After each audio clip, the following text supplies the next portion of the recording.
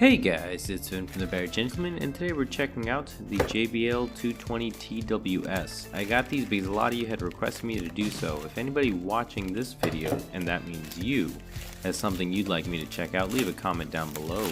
And while you're doing that, consider subscribing.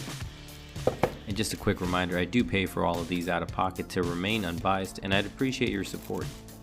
Alright, let's jump straight in. Inside the box we got our earbuds, case, charging cable, and a lot of literature. Alright, here's everything laid out. A lot of the promotional material for this really emphasized the style factor of these.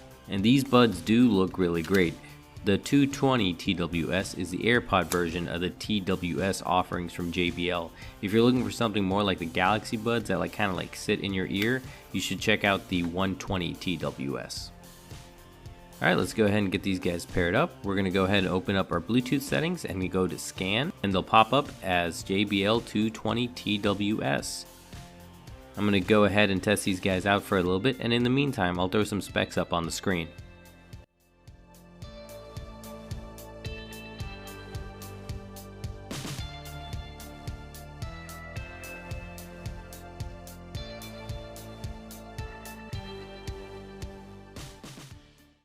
Just a little quick note, like the AirPods, these are geared more towards convenience as opposed to something like the Galaxy Buds, which are geared more towards sound quality. This is because these have a universal ear tip rather than an ear tip that goes ahead and creates a seal within your ear. And due to that, you'll have a lot of outside noise kind of pouring in. Alright, so now we're going to go ahead and break down the pros and cons. And to start off with the pros, let's talk about style. These things look really great. They are a bit rugged, but I kind of prefer that. And also you get a lot of colors to choose from. If you go on their website, they got a whole rainbow of colors that you can choose from. And the next thing about these is that they're very comfortable to wear. They're very, very light. And another cool thing about these is that they have these color indicators that let you know which bud is which may not sound like that big of a deal, but sometimes it's these little things that can make a big difference. Another great thing is that the multifunction buttons are easy enough to use, and just note that these aren't like the Smart Touch buttons. These are physical buttons you have to press into. And I think the main thing most people are concerned about is sound quality, and while this form factor does let in a lot of outside noise, they still sound great. I mean, these sound really good, and I'm very impressed with the sound quality. It's very clear and has a decent amount of bass. Nothing crazy, but it works really well. Alright, so now let's go ahead and talk about the cons. And the biggest thing here is the battery life. And to me it's kind of astounding because, I mean, you're only getting 3 hours of playback, which is kind of confusing because of its size. And I mean, in 2020 you'd expect way more for $100. And these are a little bit bulky, so I expected them to take advantage of that extra space, but I guess they didn't. On the brighter side though, you do get an additional 16 hours with the case. But if you're planning to have these on continuously, throughout a work shift or something, I mean, it's not going to work out that well. And the next con also has to deal with the battery, and that's because there's no indicator on the outside of the case, so you wouldn't really know how much of a charge you actually have until you open the case up. Might not be that big of a deal for some people, but I mean, most cases in my opinion should have some kind of indicator on the outside. And here's another thing that really popped out at me, and it's that it takes a little bit to connect to your phone whenever you take the buds out of the case. And it was kind of shocking to me because it's really slow. Half the time I actually just went in through my Bluetooth settings and connected it that way. It was taking a while for it to start searching for my phone, and that's kind of a big deal to me. And the next negative is not that big of a deal, but it is to me. It's that it's micro USB, and it might not sound like that big of a deal, but in 2020 it should.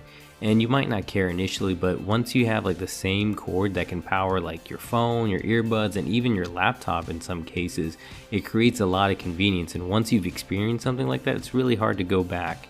So I mean, it's $100. I mean, these aren't something that are a year old I'm reviewing. These came out in January of this year, so it's kind of surprising that they went with micro USB. And another con for these is that you can only use the right earbud by itself, so you can't use the left earbud by itself. You might not care, but something that you should definitely know. And going back to the price real quick, I mean, and these are like a couple months old now, like came out in January. And I mean, I really feel like these should be priced around 50 to 70 bucks for what they're offering. I mean, they got some like stiff competition, and $100 really isn't cutting it for me. Like, and if I'm honest, if you prefer this form factor, then you could go ahead and get like the AirPods just for like just a little bit more. And to wrap up the cons, I mean, again, big ones for me, might not be for you, is that there's no water resistance on these. Well, at least there's no mention of it anywhere. And there's no wireless charging either. And again, the wireless charging, not that big of a deal, but the water resistance for me for $100 is kind of a bummer. And before we get to the final grade, please consider giving this video a like and subscribing for more videos like this. And once again, I'm not sponsored by anybody, and I pay for all of these out of my pocket. So your support would be massively appreciated. Alright, so overall I'd give these guys a C+, and it might sound a bit harsh, I know, but the battery life and like just the quirks of these, it's really a big deal breaker for me. These sound pretty good and they look pretty good, but I think JBL just like missed the mark on these. Like for their price point of $100, you'd be better off spending like a little bit extra for actual AirPods, which are water resistant, have better battery life, and they connect way easier, and they are just more versatile. If these guys were for 50 bucks, I would give them a higher grade, and if you could get them for that much, I think they're worth a try. But at their current price point, it's really hard for me to recommend these. And well, that's it for me today. If you guys like this video or found it helpful, please consider giving it a like. And for more content like this, please be sure to subscribe, and I'll see you guys next time.